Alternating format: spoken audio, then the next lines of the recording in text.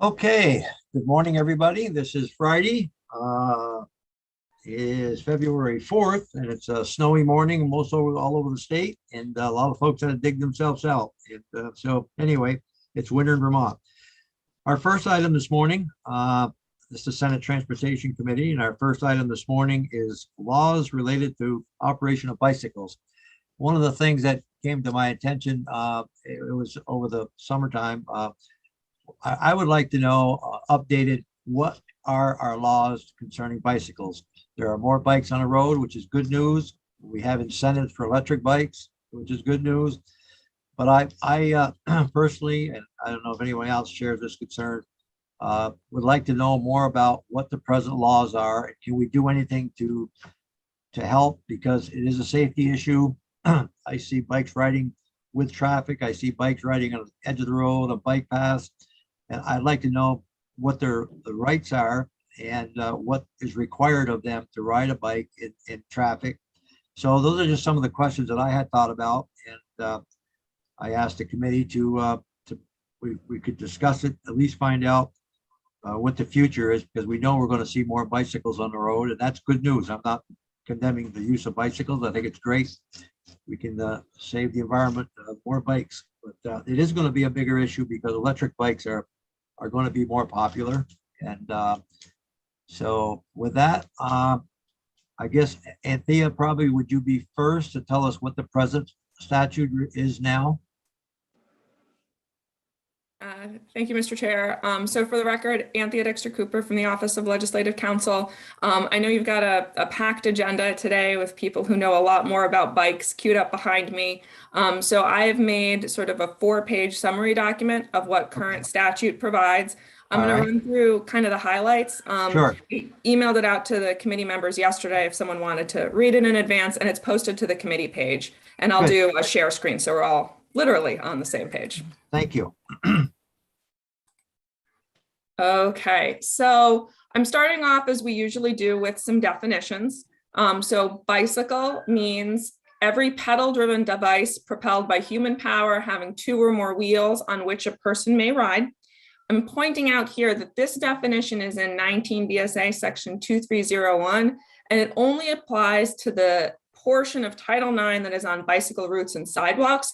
There is no definition in Title 23 in that main definition section, section 4. We seem to define everything else, but we don't define bicycle, and we use it in Title 23. We then have our definitions of motor assisted bicycle and electric bicycle. Both of these definitions were either added in the case of electric bicycle or tweaked slightly in the case of motor assisted bicycle last year with S66, which became Act and Resolves number 40. So key here is that a motor assisted bicycle is a bicycle or tricycle with fully operable pedals, and it's equipped with a motor. And then there are sort of 2 categories of motor assisted bicycle. The first one is having an internal combustion motor of a small enough size. And the second one, and this was what was added last year, is an electric motor with a power output of not more than 1,000 watts and does not meet the requirements of one of the 3 classes of electric bicycle, which is in the next section we're going to talk about.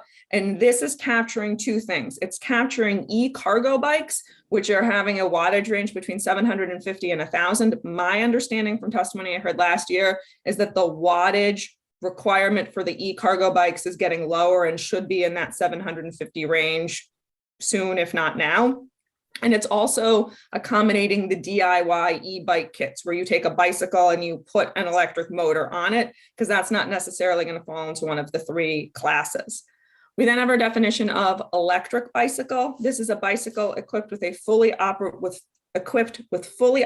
pedals, a saddle or seat for the rider, and an electric, so it needs to be electric to be an e-bike, motor of less than 750 watts. And then it meets one of the 3 classes, and those were the pedal assist, the one that goes even if you're not pedaling, and the different speeds that it taps out at. And if you'll remember last year from testimony you heard on S66, People for Bikes had that really great graphic that showed the 3 different classifications and what an e-bike isn't. So that's language that was tweaked last year. And then we also have, that's key for talking about the bicycle provisions, the definition of vulnerable user. And for purposes of our conversation today, a vulnerable user includes, among other entities, a person operating a bicycle or other non-motorized means of transportation, and a person on a motor-assisted bicycle or an electric bicycle. So when we're talking about bicycles, we've got sort of our three different categories. And when we're talking about vulnerable user, it covers all different iterations of bicycle. And I'll pause there if there are questions. Any questions at this point? Okay, go right ahead. Okay. The next piece that I think is important to know a little bit about when we're Anthea, Yes, okay. Anthea, just go back to the different definitions that we have here. So then my question is, do we have different laws governing the operation that would vary depending on the definition here, or which category? For the most part, no. There are some slight differences. For example, with some of the classes of e-bikes, there are age restrictions. Motor-assisted bicycles are prohibited from being on the sidewalk. But in general, electric bikes are treated like bikes, motor-assisted bikes are treated like bikes, and they have the same rights and responsibilities without regard to the type of bicycle.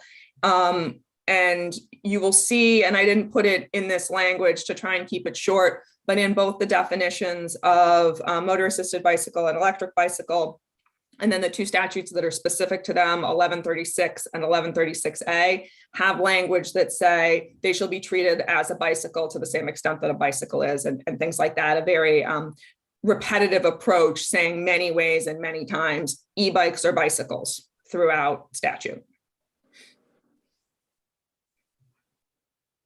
Okay, So when we're talking about paved shoulders, there's language in that definition section for the portion of Title 19 on bicycle routes and sidewalks. Paved shoulders are considered bicycle lanes, and bicycle lanes are portions of roadways that have been designated for the preferential or exclusive use of bicycles. There's also language in statute in Title 19 dealing with the policy around improving shoulders and having paved shoulders. So the short version is it's the state's policy to, one, have paved shoulders, and then the paved shoulders are intended to develop an integrated bicycle route and make shoulders safer for pedestrians. And then when there is a construction or reconstruction project, there needs to be an effort to maintain or improve bicycles and pedestrian access along shoulders unless it is already adequately served by other paths or sidewalks, or it is prohibitively expensive. So within improvement projects to roadways, attention needs to be paid to shoulders to achieve these goals. And that's in 19 VSA section 2310.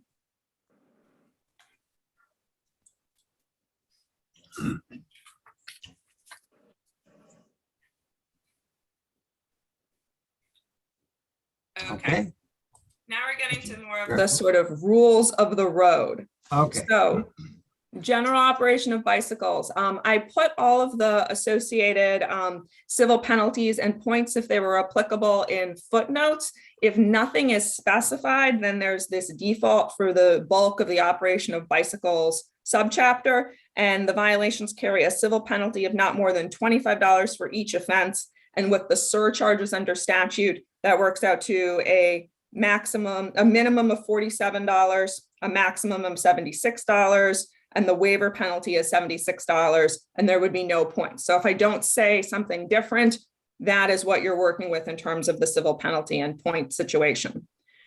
So all of this language is in Title 23, Chapter 13, Subchapter 12. For the most part, that's the main operation of bicycles portion. So parents and guardians of children in wards may not authorize or knowingly permit the child or ward to violate the provisions of this chapter. And then this language applies whenever a bicycle is operated on a highway or a path set aside for the exclusive use of bicycles. And now I cannot emphasize this enough. If there was a bolder way to bold, I would have. Bicyclists, and this is including our different categories of bicycles, bicyclists are granted all of the rights and subject to all of the duties applicable to operators of vehicles, except if a provision is inconsistent with a specific statute or can have no application. Motor-assisted and electric bicycles are governed as bicycles, what Senator Kitchell asked about. So All the laws that we have on the road are applicable to bicycles of the different types unless they're not, or there's a different law that would apply to them. So when you're thinking of obligations to, and we'll talk about hand signals later, to let people know what you're doing, bicyclists have the same responsibility. Not to go through red lights, bicyclists have the same responsibilities there. So in general, they are regulated and have the same rights and duties as other vehicle users of the road. So remember that, like, in the background as we're talking about all of this. Specific laws for bicycles: no clinging. You can't hang on to a motor vehicle on your bicycle. How and where to ride. You need to ride as near to the right-hand side of the improved area of the highway right-of-way. And then there are exceptions if you're turning, passing, or avoiding hazards. You cannot ride more than 2 abreast. There are certain location and time exceptions. This is one of the ones that has a different civil penalty associated to it. This one has a civil penalty of not more than $100, and that works out to a minimum of $47, a maximum of $162, and there are no points for that one. Bicyclists may ride on the shoulders of partially controlled access highways, which is described in statute, unless the traffic committee determines that it is unsafe and closes that highway or portion of highway to bicyclists. Bicycles are prohibited from riding on limited access highways, and that includes bicycles with motors specifically specified in rule. And that one has no minimum or maximum civil penalties specified. So it defaults to a minimum of $0, $47 with surcharges, maximum of $1,000, and with the surcharges that goes up to $1,197. And that one is assessed 2 points. And then bicyclists are no longer to ride on a bicycle path if one is adjacent to the highway. That was language that was in statute, and it was repealed in 2004. You are not allowed to ride your bicycle while carrying an article if it prevents you from having at least one hand on the handlebars. There are equipment requirements. Bicycles need to have seats, and the bicyclist must ride on or astride a permanent regular seat. And you may only carry the number of individuals for which there is seating capacity. Oops, sorry. They're required to have lights at night, and that's defined as 30 minutes after sunset to 30 minutes before sunrise. You need to have a white light that's visible from a distance of at least 500 feet to the front, a flashing or steady red light visible from a distance of at least 300 feet to the rear, and then at least 20 square inches of reflective material visible from a distance of at least 300 feet to the rear. You are not allowed to have a siren on a bicycle. Bicycles need to have brakes that will enable the bicyclist to brake, to make the braked wheels skid on dry, level, clean pavement. There are certain equipment requirements for electrical bicycles that are specified in federal regulations, and speedometers are required on class 3 electric bikes, and electric bikes have labeling requirements. And statute is completely silent on helmets. They are not required on bicycles of any type. Hand signals, there's nothing in law specific to hand signals of bicycles, but they are required to be done by hand or by signal with the following hand signals. And then there's an accommodation for signaling with bicycles specified in statute, but it works out to left turn, it's left hand arm extended horizontally, right turn, left hand arm extended upward, or right hand arm extended horizontally, and then left hand arm extended downward if you're going to stop or decrease speed. And that is another one that has a different civil penalty structure. It's that same non-specified 0 to 1,000 range with a waiver penalty of $93. And this one is assessed at 2 points. And then we get to passing vulnerable users, and I'm almost done. I'm throwing so much information at you. So for passing vulnerable users, there is language in statute that says an operator of a motor vehicle that is approaching or passing a vulnerable user needs to exercise due care, and that would include reducing speed and increasing clearance to a recommended distance of at least 4 feet when passing the vulnerable user, and you shall only cross the center line if you can do so safely, which is provided in different statute. That is another one that has a different civil penalty structure. It's not less than $200. It works out to a minimum of $277 with surcharges, and the maximum is $1,000 with the surcharges. It's $1,197, and the waiver penalty there is $392, and that one is actually assessed 3 points on your license. And then we've got two more provisions when it comes to vulnerable users. You cannot crowd a vulnerable user, and you cannot throw anything at a vulnerable user. So you couldn't throw a water bottle, for example, at a bicyclist. That one has that same no minimum, no maximum specified, so it goes to the default. The waiver penalties there are $277 for crowding, $392 for throwing, and that is another one that's assessed 3 points. We've got two more topics. The first one is bicycles on sidewalks. Municipalities have the power to set up portions of public highways of the municipality for sidewalks and bicycle paths and to regulate their use. I have two examples here of what some municipalities have done. Burlington restricts riding a bicycle on the sidewalk based on age and location within the city. And Montpelier restricts riding a bicycle on the sidewalk based on location within the city. And then one of the prohibitions that's specific to motor-assisted bicycles are not allowed on the sidewalk in Vermont. And then finally, bicycling under the influence. I get asked this one more than you would think. The definition of vehicle in 23 VSA section 4, that main definition section, talks about how a motor vehicle includes all motor vehicles propelled or drawn by power other than muscular power, except, and then there are a number of exceptions. I'm pointing out a few here: farm tractors, motor-assisted bicycles, and electric bicycles. And then the definition of vehicle that's used in your driving under the influence chapter picks up that definition of vehicle. So it says vehicle means a motor vehicle is defined in 23 VSA section 4, and then it goes on to have a few additions. This adoption of the definition in 23 VSA section 4 is why the driving under the influence laws don't apply to bicycles, because it's powered by muscular power, and why it doesn't apply to electric bicycles, motor-assisted bicycles, and farm tractors, because those are three things that are specifically pulled out of the definition of motor vehicle. So if people ask you if you can get a DUI on a farm tractor, this is why you can't. And that is the end of my 4 pages of very consolidated bicycle laws. Happy to answer questions, but I know you're going to be hearing from people who spend far more time promoting and regulating bicycles than I do. And if you're operating an electric bicycle and you have the rights of the highway, how come DUI isn't related to that if they're in the highway? Because the definition of vehicle for purposes of the DUI statute says that it does not include, because of that definition of motor vehicle, bicycles, farm tractors, electric bicycles, motor-assisted bicycles, track vehicles, road-making appliances, and the like.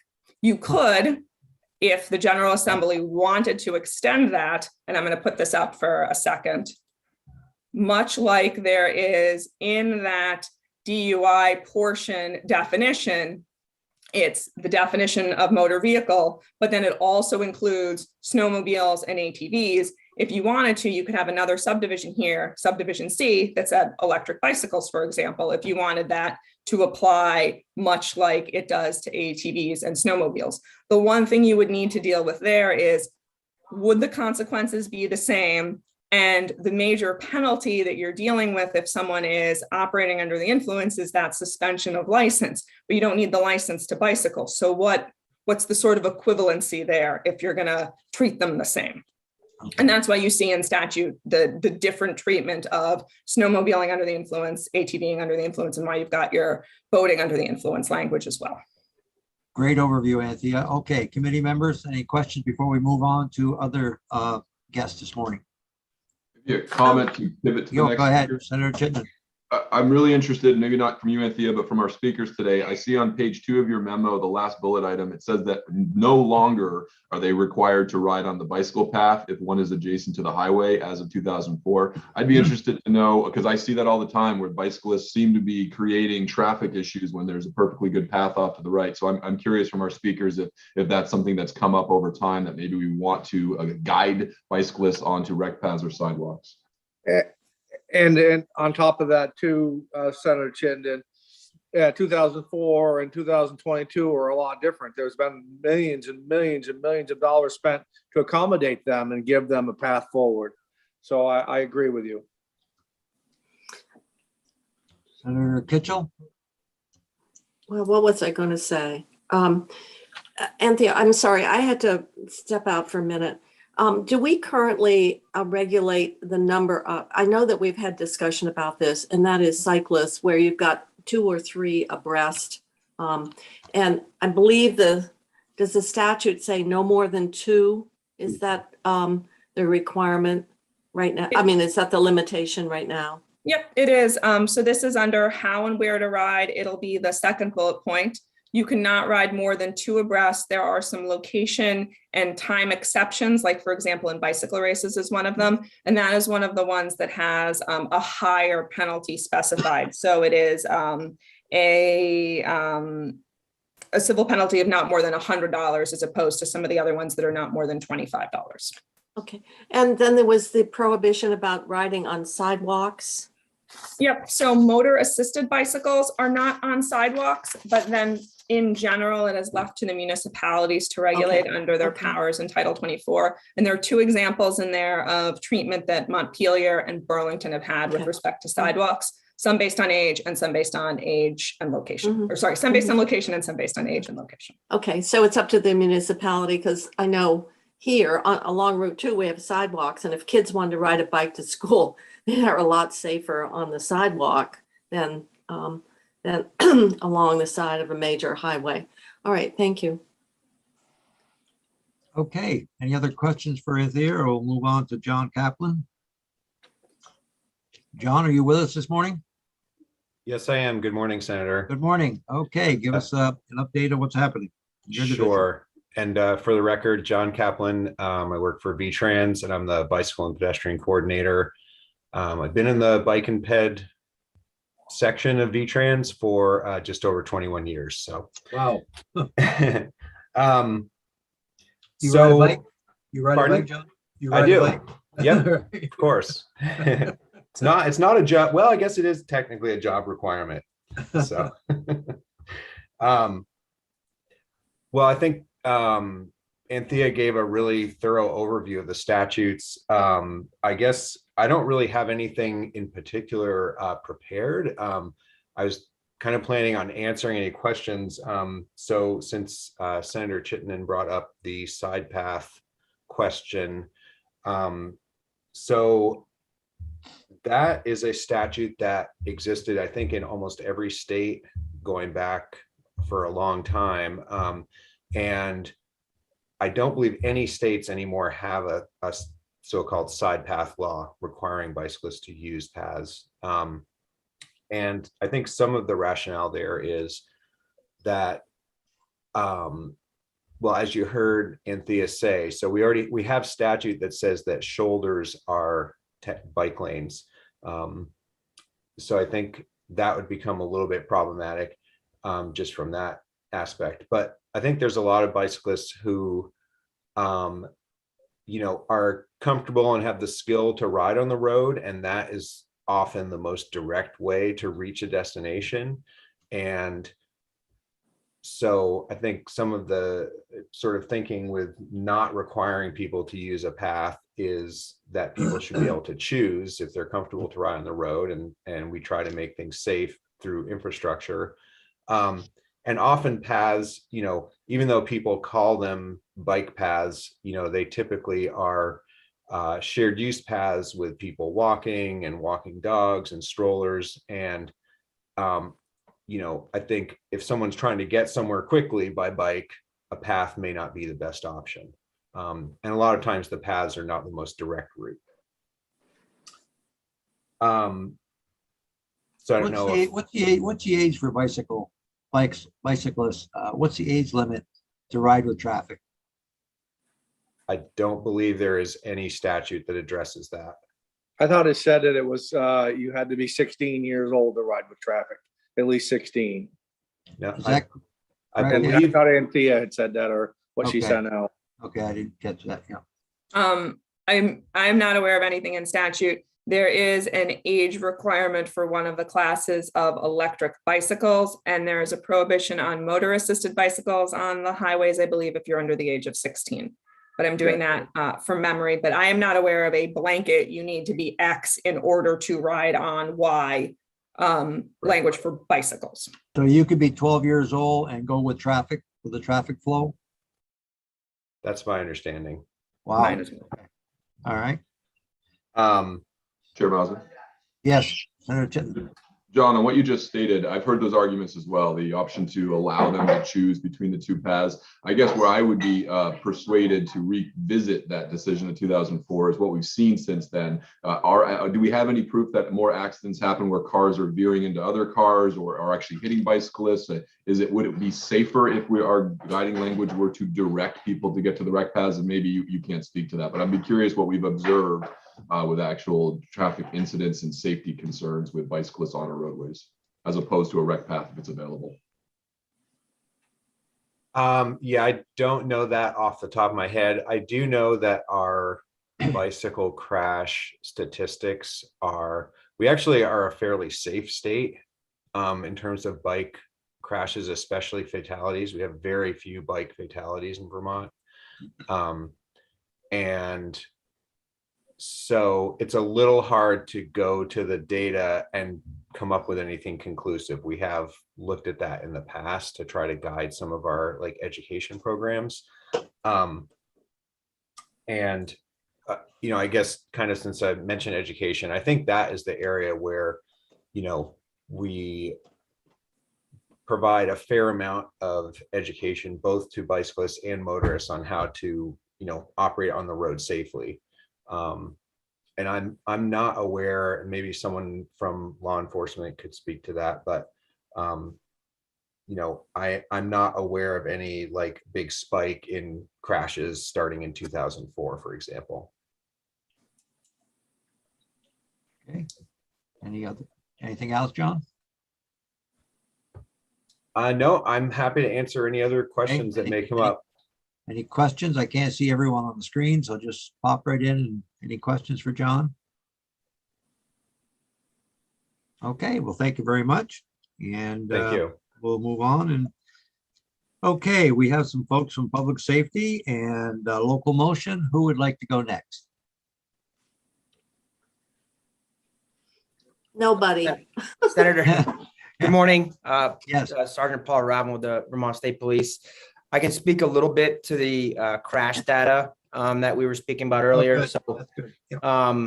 reaching out to the Highway Safety Office for the last 6 years for crash data, as John had mentioned earlier, since 2016, we've had 2 fatal crashes of bicyclists. And then 2016 was a pretty high year for an injury crashes. We had 14 that year, but we averaged 6 a year from then forward for serious injuries related to a bicycle crash. And then we average somewhere in the mid, I'd say high 60s, low 70s for total crashes of bicyclists. That would include property damage, but didn't result in a fatal injury or serious bodily injury. So again, 2016 was a high number. We had 89 total crashes. And then for an example, 2021, we had 65. So 2020 was a low number, 55, which I guess people were quarantining at home, not traveling as much probably, is what we can say to that. But we did have a fatal crash in 2020. So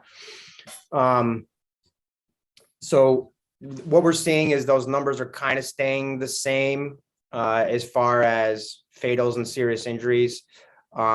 Just receiving the survey that was put on by the Vermont Highway Safety Office relating to bicycles and the thoughts around bicycles from the recipients that responded to the survey about being concerned and somewhat concerned about riding a bicycle adjacent to the highway has been in the 80 percentile range. In 2018, it was like 84% about being very concerned or somewhat concerned. And in 2021, it was 81%. And that was riding adjacent to a highway without a designated bike lane.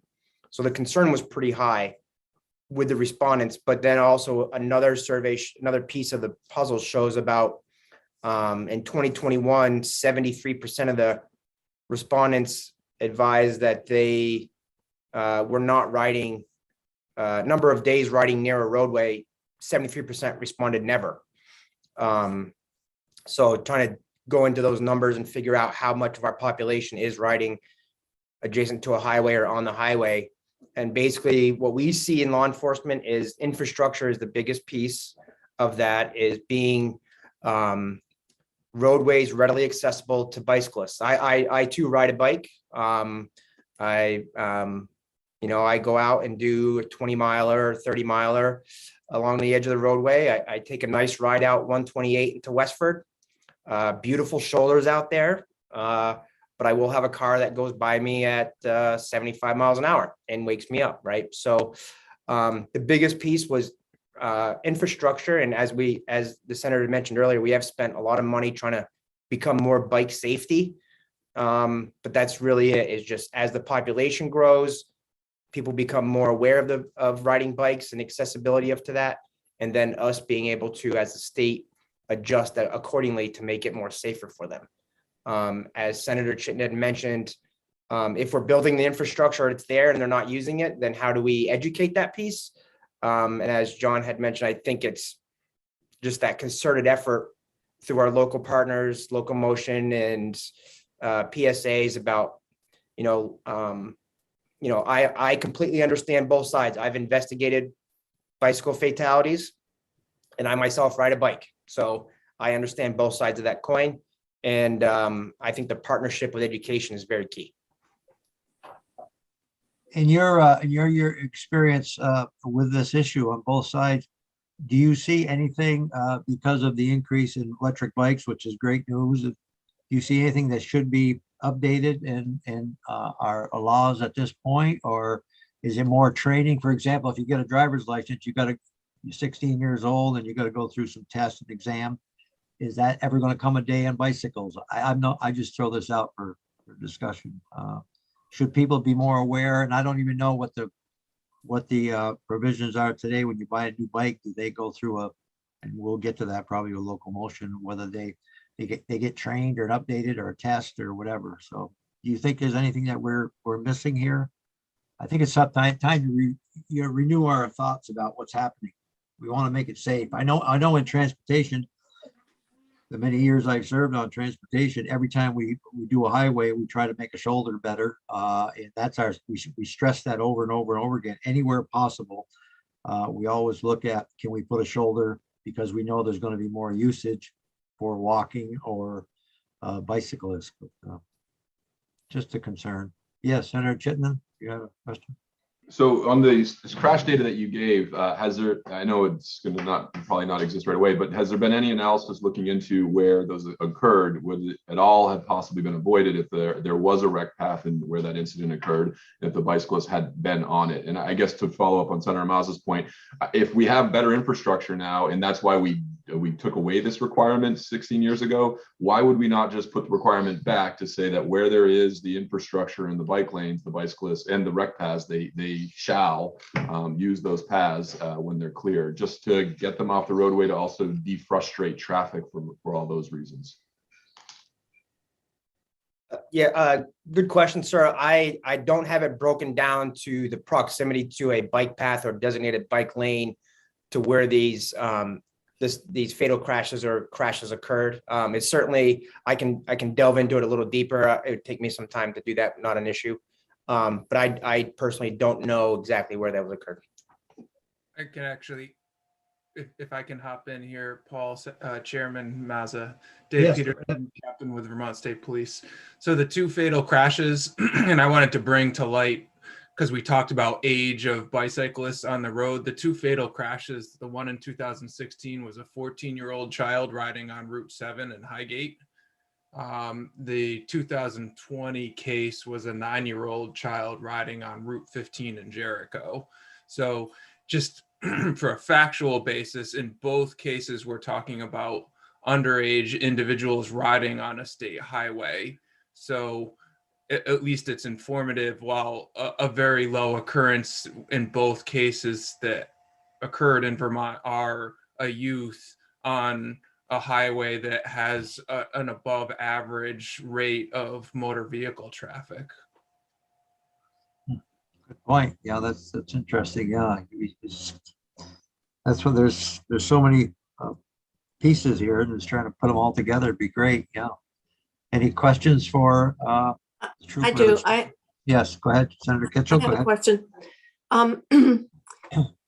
To what extent are what is the experience of the enforcing the laws that are already on the book? So if you have, cyclists are going through red lights, or you've got somehow they're not obeying the laws. Maybe they're 3 abreast and the law says 2. Are they so considered so minor that we don't even, we don't want to spend the resources to enforce? Or what is the normal practice when you are seeing a violation of the state laws for this group of users?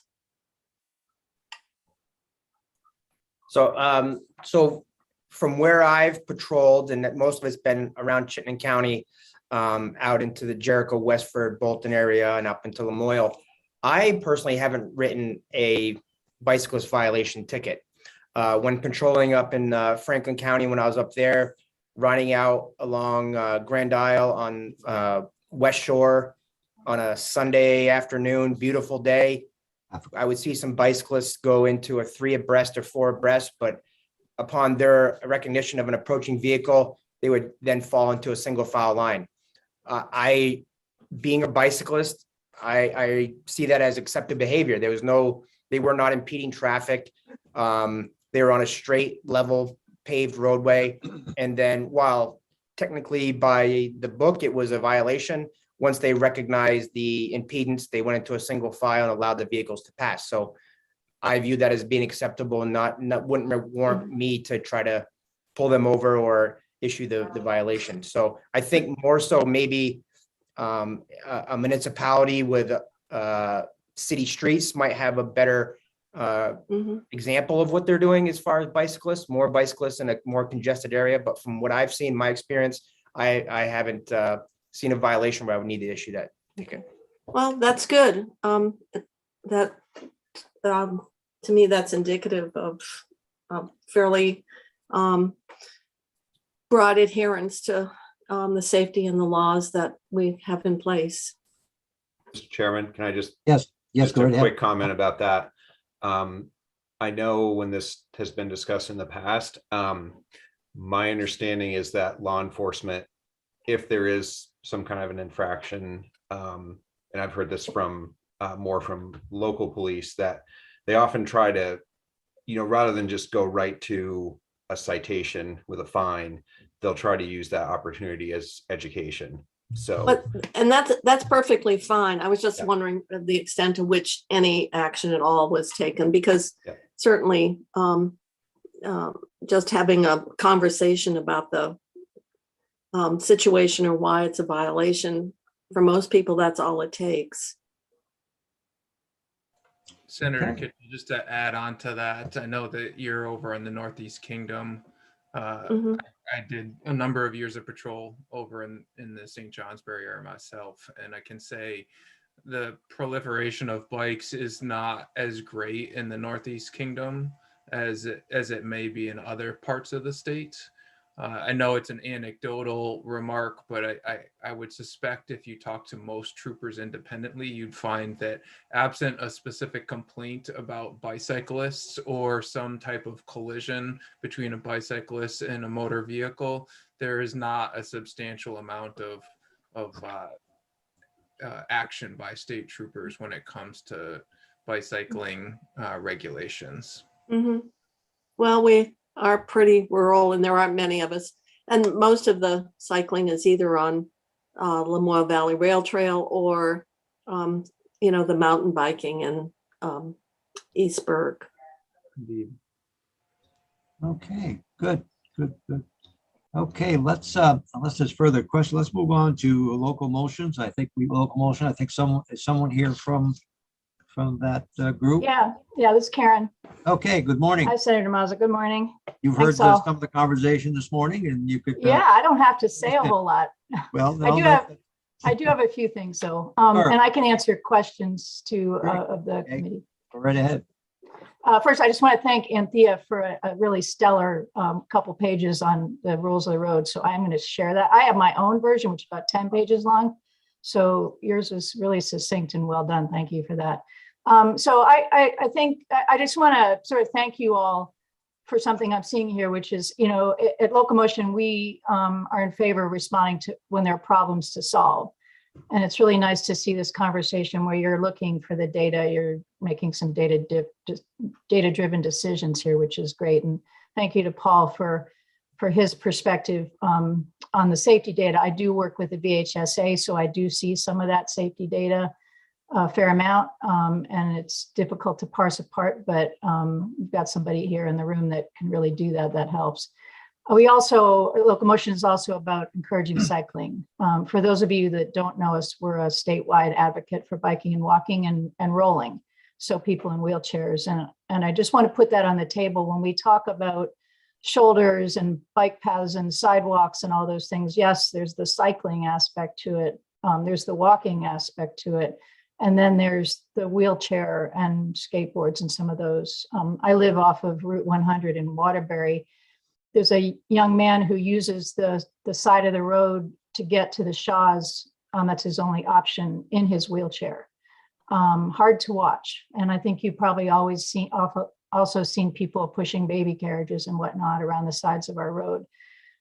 We do a pretty good job with infrastructure here for being a rural state. I got to put out on the table that is really difficult sometimes to do good biking, walking, and rolling infrastructure in a rural place, and I think we try, but I think there's more to do. And I think with more people coming to Vermont, we all know that people are migrating here in pretty good numbers right now, getting away from COVID and fires and floods and whatever else. This state is on fire in terms of people, bad choice of terms, but people are coming here in droves, and I don't see that ending anytime soon. Which is what we want. And if more people are here, more people are going to want to bike, especially if they're coming from places where they can. And so providing that safe infrastructure is, to echo what Paul was saying, is really key. The better it can be, the better and safer it is for everyone. So that's good. And I also agree with the comment about education. Through VHSA, I'm working with them to get some ideas going around PSAs for both cyclists and drivers. In the same way you see things around to help drivers not drive while intoxicated, not have or under the influence, not remembering to wear their seatbelts and those kind of things. I'd like to see more education for anybody who's using the road about how to behave on the road.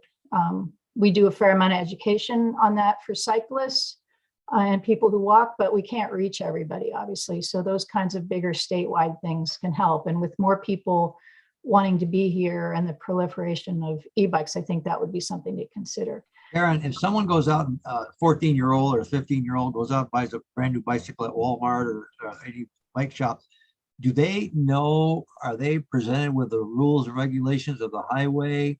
Like if if you get a driver's license, 16 years old, you have to know the rules of the highway. Is that given to someone buying a bike, or they just sell a bike and they're on their own? Yeah, you asked me that once, I think in the last year or so, and I actually took that idea to some of the bike shops because I think it's a good idea that when you buy a bike, you get handed some information around rules of the road, any kind of bike. Some of the things Anthea was pointing to, like how to do hand signals and things like that. We do that. We have materials like that. We do education around that. We hand it out in schools. So all kids that interact with us, which is a lot of the state schools or schools in the state, they get that information. So I am looking at a way to tie those two things together. And I do have some bike shops that are interested in, if they just hand out the card so that people can be aware of what they do, how they can be safe on the road.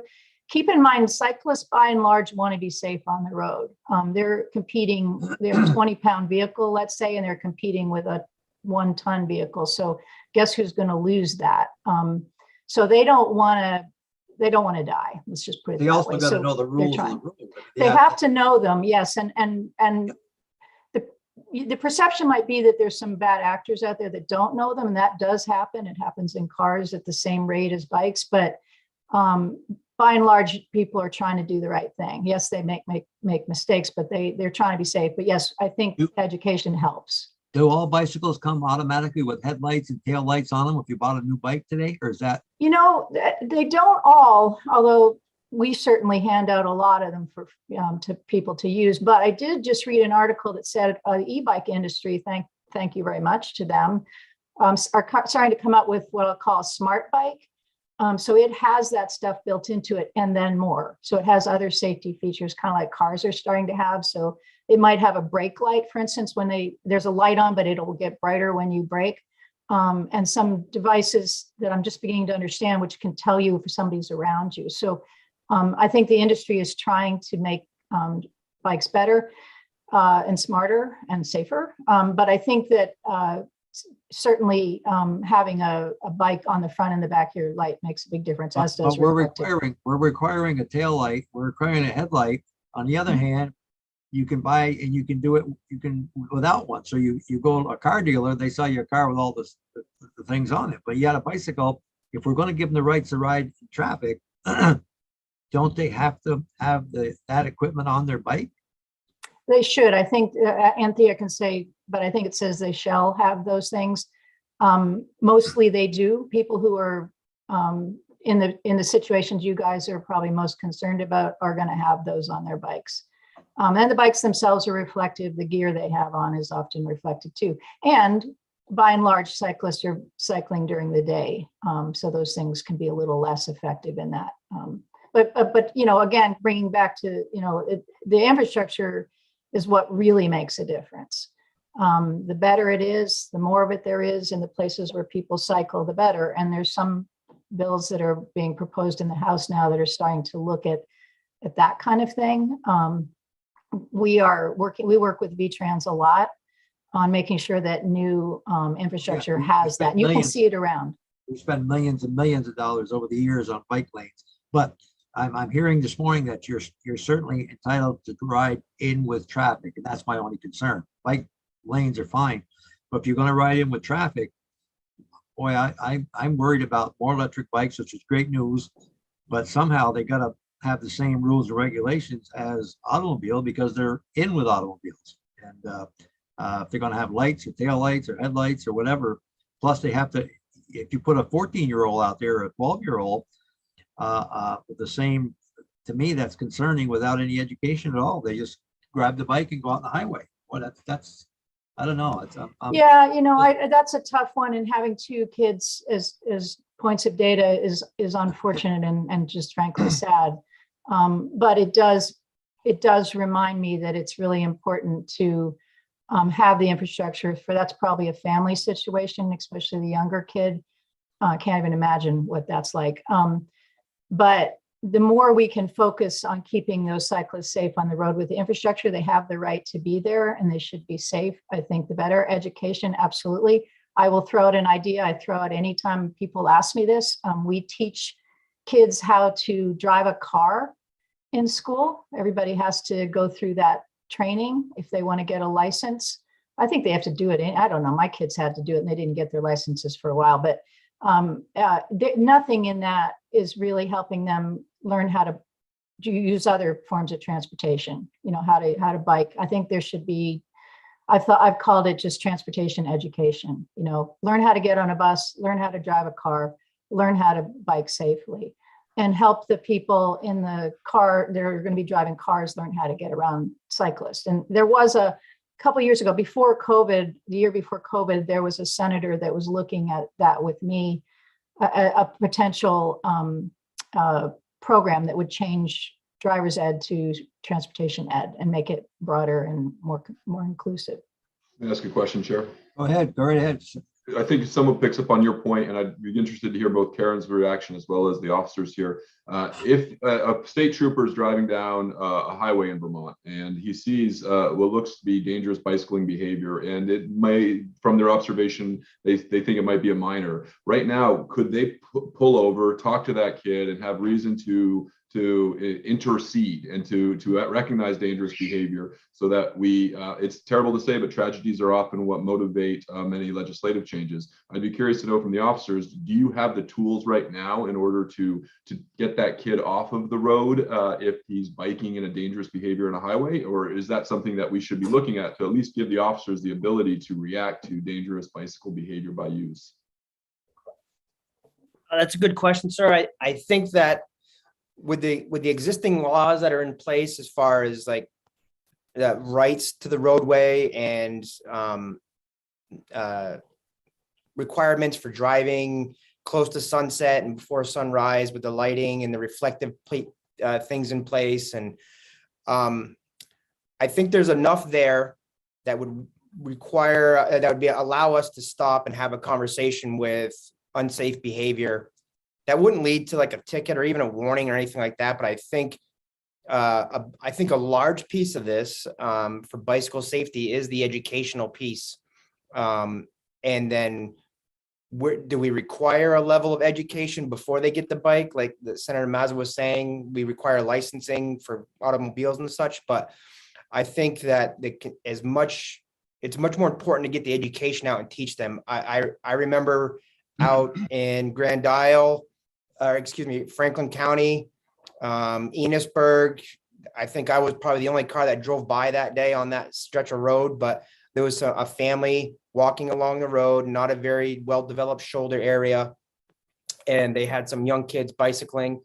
I stopped, I put on some blue lights, and we just had a conversation about wearing helmets, being safe on the road, how to approach and enter the roadway from their driveway, which was right up against the edge of the road. So it was just a conversation. I think that interaction was probably far more educational to them and their safety than if I had stopped and said, get out of the road, right? So I think the continued education, as much as we can, would probably be far more impactful than any more designed laws to like restrict them. Thank you. Yeah, and if you don't mind, I'd like to add something to that, and thank you for that.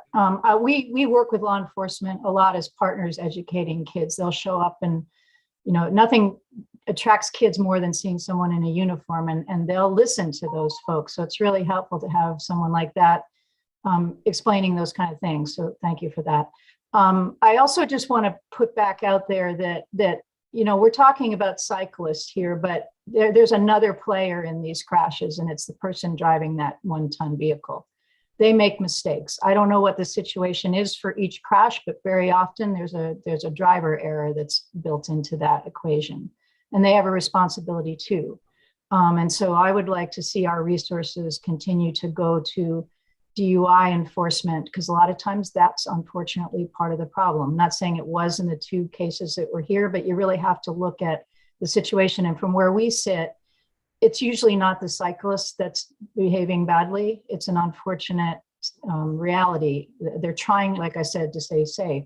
So let's remember that there's two entities here. And if we have resources, let's put them into some of those kinds of things, including the education on both sides. I can also say that person will tell you, well, I registered my vehicle and I took a driver's training course and I got a driver's license. And they will come back with that and say, well, the bicyclists don't have any license and registration or training. That's the other question. Yes, Senator Ingalls. Karen, just hearing your testimony, it sounds like you're certainly in no favor of any type of, it almost sounds like you're really not in favor of very much mandatory training, that it's basically all of the motor vehicle's fault as far as any confrontations or accidents or crashes that happen on the highways. What would you favor? What would you favor if you could do a broad stroke to keep the bicyclists safe? What would you do? What would you recommend? So I want to correct the record a little bit here. So I am not saying that it's all about the drivers. I just want to point out that these crashes happen with multiple players, and it's unfortunate when they happen. And, you know, like any crash, there's a lot of nuance to what happens. I think we sometimes notice when we're talking about cyclists in particular, we're gonna notice the bad behavior of the cyclist if there is bad behavior. I believe that there ought to be education for everyone. So like I said, and PSAs and public sort of, this is how we behave in the state when we're on our roads. Our roads are different. Our roads are rural compared to other places. So what I'd like to see is educational programs. We do a lot in the schools. We have something called Bike Smart. We're in a lot of schools. Those kids, they're coming through those schools with, it's taught at the school level with a curriculum that the school implements. Those kids know how to behave on the road. So there's a generation coming up that is going to get it. We could hit older kids if we were changing up what we do with driver's ed. It's difficult to change driver's ed because there's a lot of different components to it. I do like the idea of spreading the word through materials. And like I said, we're trying to work through bike shops. Now, keep in mind, you don't always buy your bike from a local bike shop. Sometimes you buy it used. Sometimes you buy it online, or your parents and your grandparents in another state give it to you. So those PSAs become important in that case, and the driver's ed we sometimes will use handouts, or we'll have cyclists come in to driver's ed classes. We do training that way. It's effective because if you hear a cyclist explain what it's like to be on the road, you're going to drive more safely around that person. I'd like to see a similar thing, that those kids all learn how to be safe on the road too. A little part of that education could be all the things that we've been talking about here: how to do it safely, where to ride, get on a path when you can, wear a helmet, put lights on, all that kind of stuff. So I think we're on the same page. I'm not trying to say that this is, it's all about one or the other. We all have the rights to the road. I drive more than I bike. But I know I want to be safe, and I want my family to be safe on the road, whether they're walking, biking, rolling, whatever. I hope that helps. So if we were to come in as a committee and we were to, because hearing the two fatalities that we've had, under 16 years old. So if we were to come up as this committee as some form of test that had to be passed for somebody under 16 years old to navigate on the roads, we would have your support on that? I'd have to see what it is. I think it's a resource issue. That's a lot to, you'd have to, I think Anthea was pointing this out, you'd have to have all kinds of things in place to make that actually work. So yeah, without knowing what it is, I would say I'm not sure that's going to solve the problem. I'm trying to get a beat on what the problem is, and it feels to me like better infrastructure and education would be the first round until we have a problem that is significant enough. And as someone said early, we're relatively safe state compared to some. It is sad and awful when someone dies on the road, whether in a car or on a bike. So we should be continuing to have these conversations.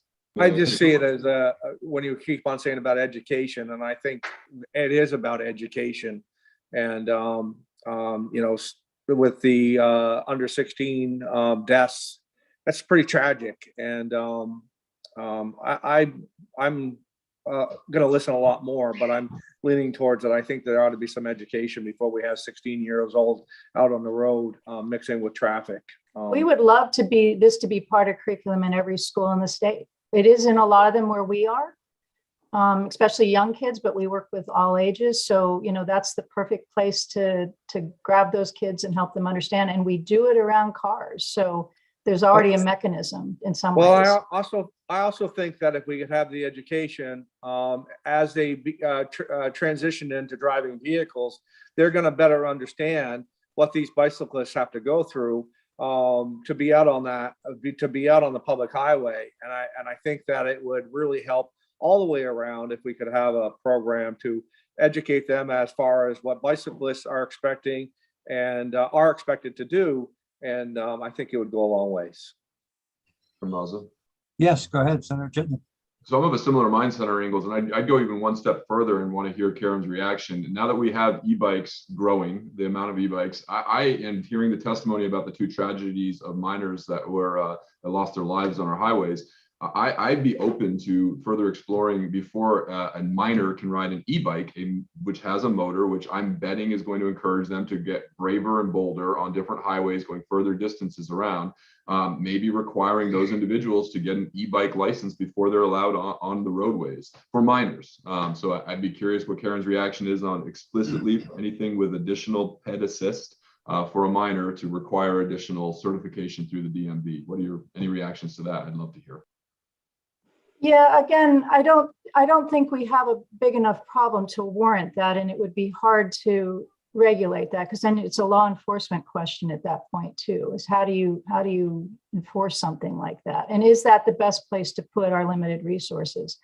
I'm not sure that it is. I think people will make good decisions on the road if they can. I think most cyclists that we know the rules of the road. We would like to see all of them know the rules of the road. If we can focus on that, that would be great. I'm not sure registration necessarily, for all the administrative overhead and the ability to try to regulate that and enforce it. I'm not sure that would make a difference. It may, if other things don't work, I think we could do a lot more in the education camp. And if that's not working, then maybe we look there. But again, if you look at what we're trying to solve for, I don't think we're seeing the problems there that we think we're going to get with the e-bikes yet. It's not there. You just said people know the rules, though. I'm worried about the kids. As much as I can trust an adult to make these decisions, I think parents out there, they're looking for guidance, and they're somewhat expecting bodies like this to look at the risks of having a kid on it. We don't even require helmets right now, of giving them an e-bike and telling them to get to school or to soccer practice. And who knows if we should put in, I'm thinking the state should put in a parameter, a barrier, that before that kid can go out on the road, before under the age of 16 with a ped assist bicycle, that he needs to certify that he does know those rules because he's a kid. So that's where my mind's leaning. Plus, you're letting them go in traffic. Also, you're letting them go in traffic. It's not just on a bike lane. I will defend the fact that the bike lanes, we have spent hundreds of millions of dollars on bike lanes through the construction process in the years and years that we're doing this, and we have good shoulders. They can't be everywhere, but we are making that a point. So it's a combination of many little things put together to make this a safe future for bicyclists. Anybody else have any comments this morning? Anybody else in the waiting room that would like to speak on this subject? Mike Smith, I know you're with us. Any comments from DMV? I guess he's not with us. Okay. If not, thank everybody for coming. We'll probably get back, discuss this again. It's a big issue, and we'll continue to talk about it. We will make sure everyone's safe, and we encourage bicyclists. We encourage electric bikes. We're having a rebate. As a matter of fact, there's a $200 rebate on electric bikes. So it is going to be a big issue, I think, in the future. But should we wait or get prepared? Thank you very much for coming in this morning. Appreciate it. Thank you. Yeah, thank you. Okay. All right, committee. Why don't you take us off live, Jeannie?